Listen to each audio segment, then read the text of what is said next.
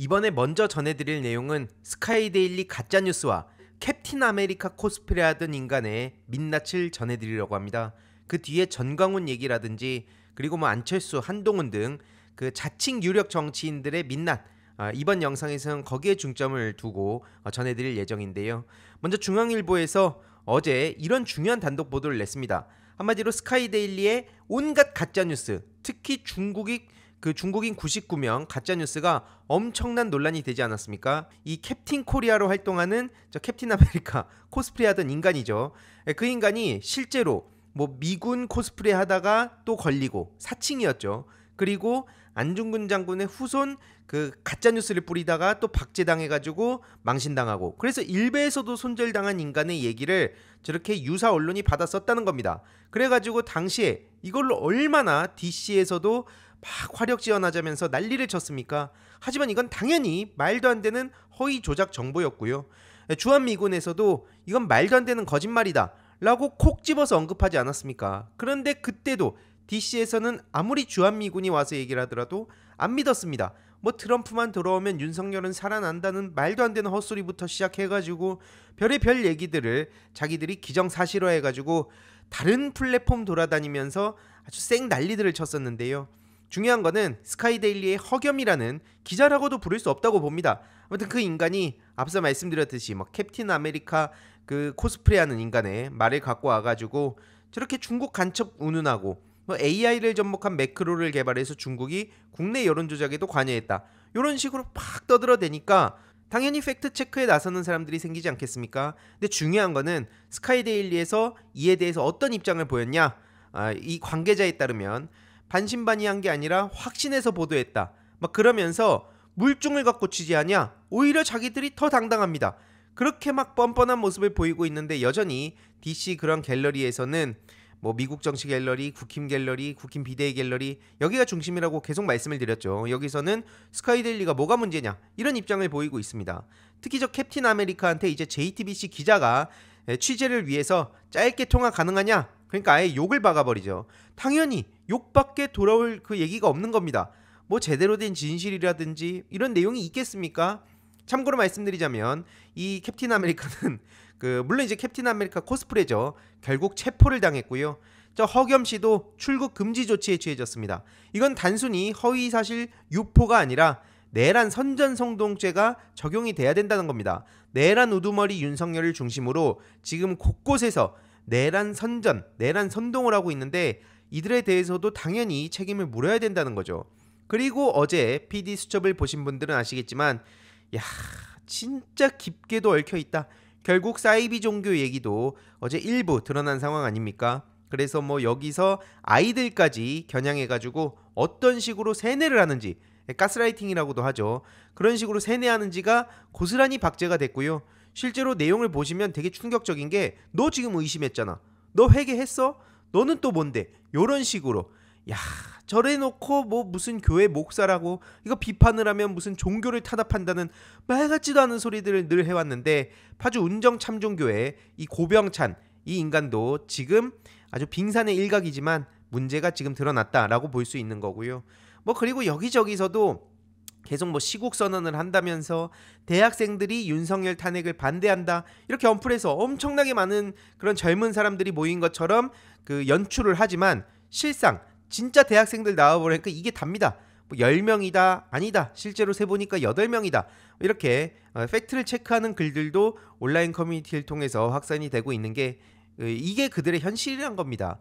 계속해서 근데 언론에서 이거를 마치 뭐가 있는 것처럼, 광주에서도 실제로 많은 시민들이 윤석열 탄핵을 반대하는 것처럼 이런 식으로 묘사를 하고 있지만 실상 까보면 젊은 층들 다 여기저기서 동원이 됐다는 겁니다. 특히 그 중심에 사이비 종교가 있다는 점, 그리고 계속 말씀드리지만 또 다른 축으로는 그 국가정보원을 비롯해가지고 군 사이버사라든지 이런 데서 또 온오프라인에서 어떤 짓을 저지르고 있는지 우리가 계속 관심을 가져야 되는 이유가 바로 여기 있다는 겁니다. 그리고 여기서 빼놓을 수 없는 사람이 있죠. 바로 전광훈 씨인데요. 애국하는 영양제 다단계까지 MBC에서 어젯밤에 또 이런 단독 보도를 전했는데, 쉽게 말씀드리자면 전광훈 씨가 윤석열 탄핵을 반대한다는 명분을 앞세우면서 지금 내란 선동을 하고 있는데, 결국 여기서 핵심은 뭐냐? 돈벌이라고 요약이 되는 겁니다.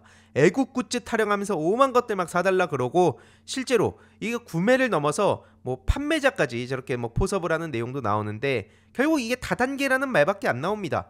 그래서 한국일보에선 오늘 또 중요한 시리즈로 뭐 심층 분석한 기사가 나왔는데 당신이 낸 애국 헌금이 어디로 가냐? 바로 전광훈 유니버스에 배를 불린다. 그래서 전광훈 뭐 말을 따옴표로 해가지고 뭐 강화문 집회에 뭐 얼마를 지원했다, 한 달에 얼마가 들어온다, 금융당국과 수사기관도 전광훈 교회에 두 손을 들었다, 뭐 이런 내용인데 그 기사 내용들이 좀 길어 보일 수 있지만 이런 식으로 굉장히 디테일하게 분석을 했습니다. 언론 자유일보에 전광훈 딸이 있다는 소식도 전해드렸었죠. 그리고 통신, 쇼핑, 금융, 친목, 집회, 이 하나의 비즈니스를 하고 있다고 보시면 되는 겁니다. 결국 윤석열도 저들 입장에서는 그냥 지금 써먹기 좋은 말에 불과한 거고요. 이후로 또 이게 그 다른 분위기가 조성이 되고 새로운 인물들이 등장하면 또 거기에 착 달라붙어가지고 거기서 또 본인들이 저렇게 비즈니스를 하려고 하지 않겠습니까? 그리고 저들 입장에서 가장 바라는 건 뭐겠습니까? 본인들과 긴밀하게 얽혀있는, 그리고 본인들이 컨트롤 가능한 그런 사람이 등판하길 가장 바란다는 겁니다. 그런 면에서 김문수 씨를 저쪽에서 노골적으로 띄우는 것도 다 이런 이해관계가 있다는 거죠. 그래서 전광훈 유니버스라 그래서 이게 어떤 식으로 또 얽혀 있는지 보시다 보면 진짜 막장도 이런 막장이 없다.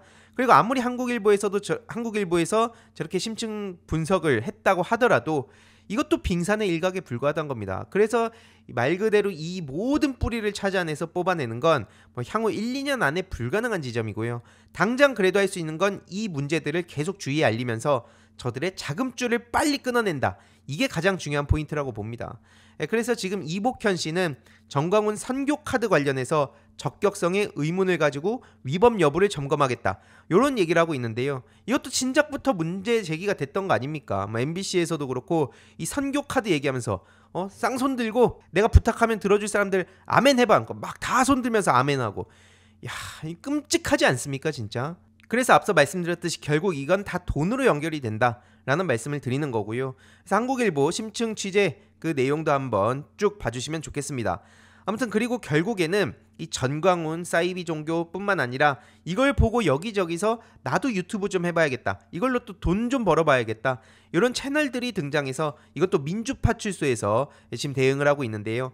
유튜브 채널 23개를 신고해서 폐쇄를 시켰다는 소식을 최근 민주파출소에서 전했습니다.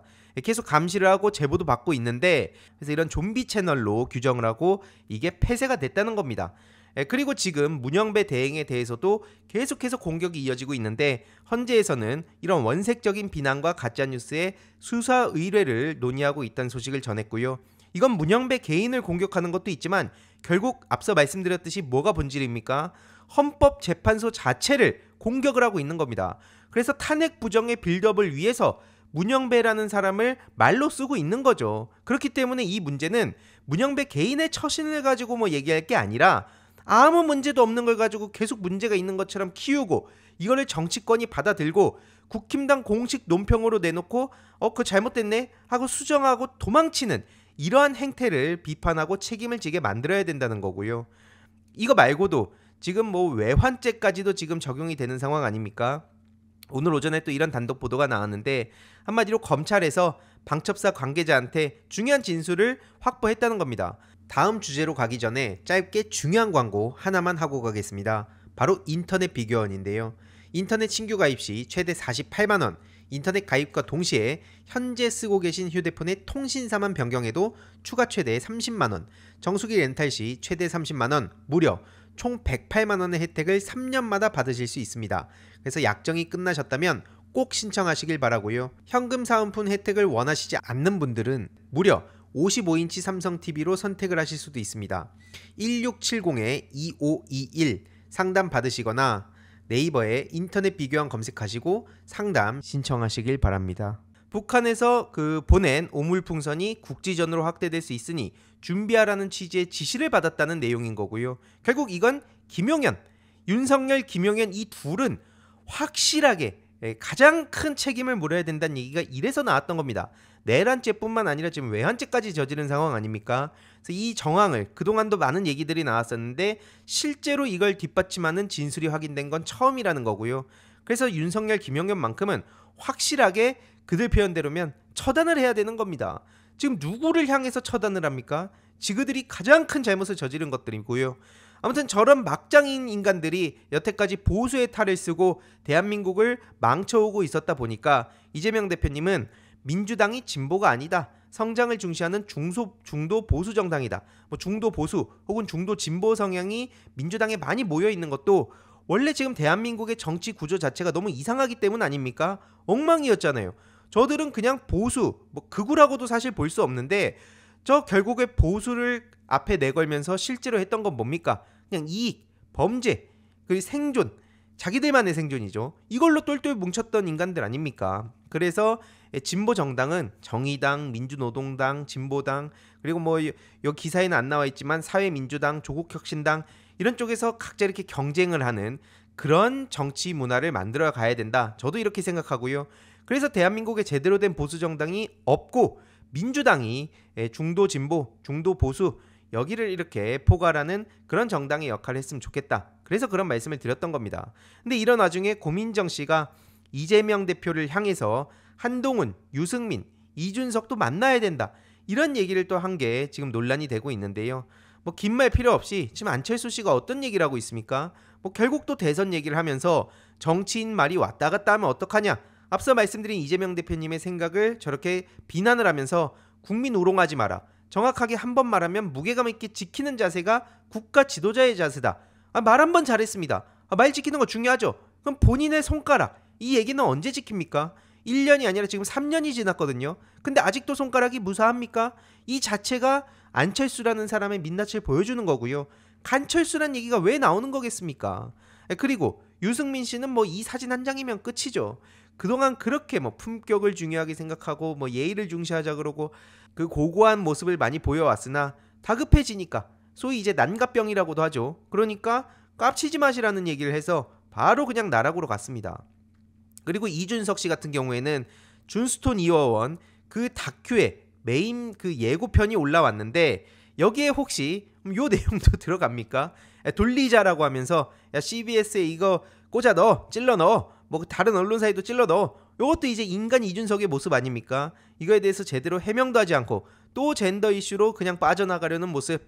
이야 진짜 이런 내용이 담겨야 되는 거 아닙니까? 그리고 어제 홍준표 시장도 얘기했지만 이준석과 명태균의 관계 결국 이것도 빼놓고 이준석이라는 사람 얘기를 할 수가 없잖아요.